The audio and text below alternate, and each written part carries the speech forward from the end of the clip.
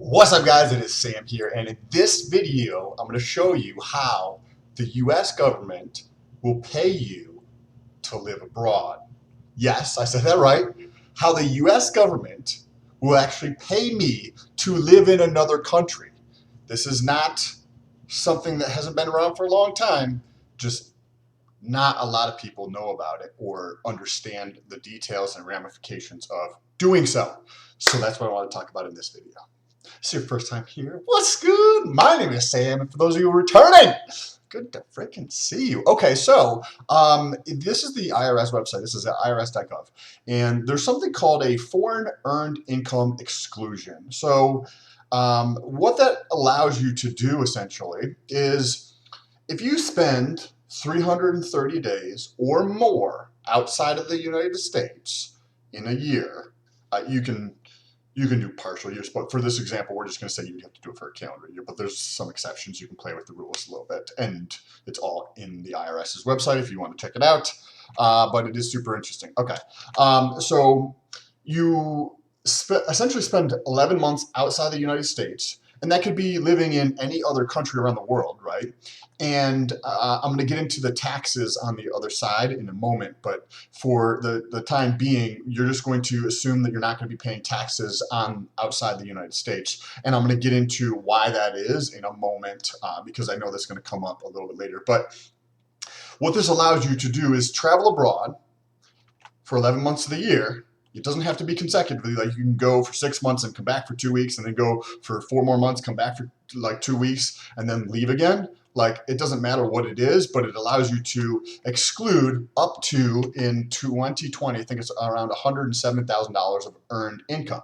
So that means it has to be earned. It can't be, basically it has to be like kind of classified as trading time for hours type of work to classify as earned income. So if you own a business, by the way, this is a huge caveat I should have mentioned from the beginning, you basically have to be doing this for yourself or have a very flexible company that allows you to work from home and to take advantage of this. If you can work from home for another company, you can take advantage of this in some capacity as long as you're able to meet your fucking works like requirements for what you need to do, or be self-employed. So now you don't have to pay federal or state taxes.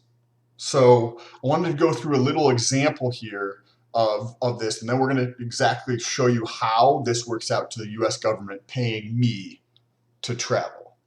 So in this example here, we have the assumption over here that this is earning $100,000, and we're going to look at two sides here, right? We have $100,000 earned in the United States. That means the physical residence from myself is inside the borders of the US versus the world, meaning it should be X world or something, where the US is not included when I say this. This is the 11 months outside the United States or 12 months outside the United States. So I wanted to show you the first example of what taxes are like here in the US.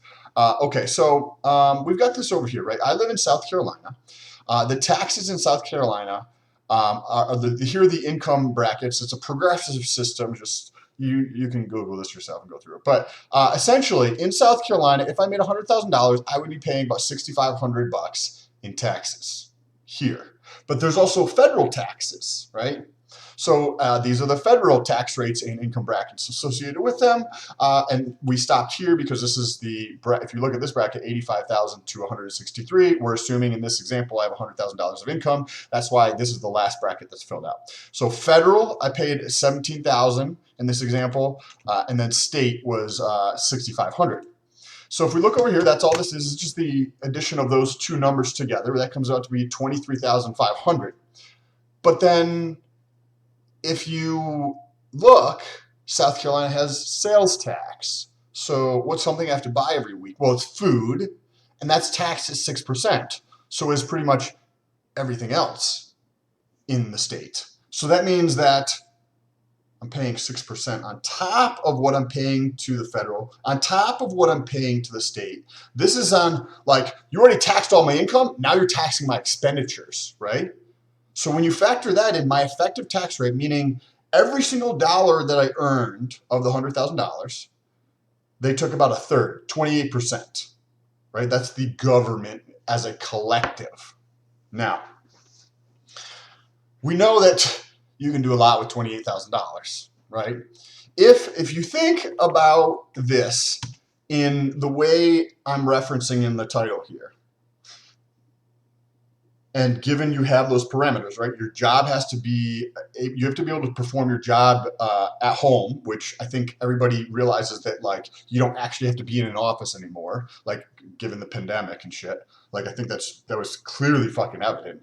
And, or some type of self-employment income, right? So if now, for example, I took advantage of this and I spent 11 months outside the US, and right, you have to consider where your home country is, but also where you're going to be residing to understand their tax rules to know if you're going to be taxed there, right? And we're not going to touch on employment tax or Social Security tax or Medicare tax in this video, but we can touch on that in the next one. If you guys are interested, just let me know down below in the comment section. So I can exclude my $100,000 from these taxes here in the United States, right? But I also have to consider if I'm going to be taxed over there. So one of the ways to not be taxed in another country is to be a tourist, right? So for 11 months, I can go to 3 months here, or 3 months here, 3 months here, 3 months here, or 2 months there, or whatever. Or some countries also allow a 6-month visa. It just depends on the country. And so what effectively is happening, the government is saying, here, U.S. citizens that this applies to, we'll give you your 28, and obviously yours is going to be slightly different if you use a different income amount, or if you live in a different state, you'd have to go through the same calculation. If you guys have questions, let me know. Hit me up on Instagram, link below. But effectively, the government's like, here, we'll give you $28,000 to get the fuck out of the country, right? That's essentially what's happening. And this doesn't include that, like, I can also deduct my housing if structured properly, a certain percent of it. I think it's like 16% or something. And this number could be higher. So it's 107,000 of earned income that can be excluded in the United States for 2020, but that does not include the housing, which is in addition to that. So as my income grows, I'll be able to take advantage of that. And if you take that divided by 12, that's $2,350 roughly. That's what this number is here. Now, if you, and most people don't take the time to, most people actually don't take the time to do this, but consider, for example, going through the last 3 months worth of expenses that you have on your bank statement. Just look at them and see what you're spending money on. Could you live on $2,350 a month? Like, your housing and probably a lot of your food, your housing and transportation, or you could just live in an area where you didn't really have to worry about transportation, like in the middle of a city or on a beach where you don't have to go anywhere other than to get food, and you could structure so that there's someplace right there to get food. So like this, we for sure could cover living expenses to a large degree. So not only will, like, they'll pay you, right? But this is in addition. So now think about it from a business standpoint. If you run a business and I run a business and you have to pay $28,000 in taxes and I get to take $28,000 and I'll be like, okay, I'll spend $8,000 myself and I'll take 20 and I'll invest that back into the business, or I'll take, 8, I'll save that, and then another 20, I'll invest it back into the business to grow even faster. Like, the more you can invest, the faster you can grow, assuming you're slightly intelligent or know what you're doing when it comes to business. So like, it just seems like a no-brainer to let the government pay me to leave the country. So that's what I'm going to be doing in 2021. If you want to follow along, press that subscribe button and that bell notification so YouTube can notify you. I've got some certain timelines set up. I'm not sure where we're going to be. My lease at this apartment is up in March of 2021. So that would be the latest that I'd want to leave. But remember, we have to be out of the country for 11 months. So then essentially, I'd have to take the earned income from this, from the first 3 months, and that portion of the earned income I couldn't exclude, but the income that was earned in the other 9 months outside the year could be excluded from taxes. But the thing that I want before I do that is I have 2 things I need to accomplish. Well, basically just one. I need to get my income online up to be where I need it to be to live abroad. So I'm targeting like $3,000. $3,000 is what's going to allow me to very comfortably live somewhere else and take a good portion and put it into investing in my businesses. So the other opportunity here, which I didn't touch on in the first half of the video, was if I go to countries like something in Southeast Asia, something in Eastern Europe, something in like Central America or South America, I can cut my living expense in terms of rent and or food and or transportation, if I just wanted to structure it that way, where something in regards to or close to 50%. Right, so we'll just say those numbers are way too high, right? We'll just say 25%.